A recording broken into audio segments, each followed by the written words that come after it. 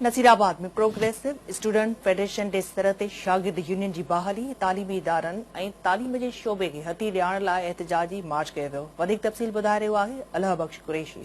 जी अलाह बख्श।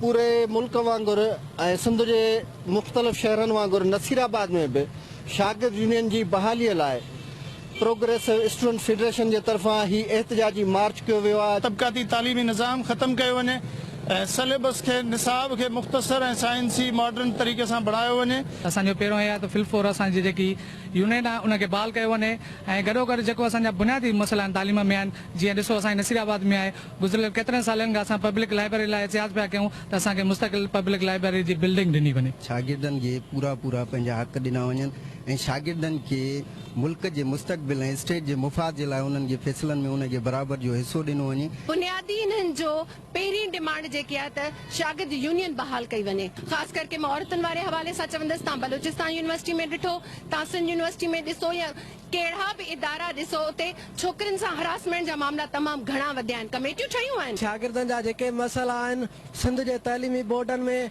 मार्कुनि जो विकिरो सरेआम थिए थो, असां उनजी मज़म्मत कयूं था ऐं फौरी तौर ते मार्कुनि जो विकिरो ख़त्म कयो वञे। इहो ई मुतालबो आहे त जेसि ताईं तालीम दुश्मन दस्तूर ख़त्म न कया वेंदा, जेसि ताईं तालीम जे शोबे खे तरक़ी ॾियण लाइ के सुठा उपाउ नथा वरिता वञनि ऐं मार्कुनि जो विकिरो जेको बोर्ड जे तरफ़ां हिकिड़ो कारोबार बणायो वियो आहे, जेसि ताईं उहो कारोबार ख़त्म नथो कयो वञे ऐं जेसि ताईं शागिर्द यूनियन बहाल न थींदी, हीउ एहतजाज ॾींहों ॾींहुं ज़ोर वठंदो, हीअ तहरीक अञा अॻिते बि वधंदी।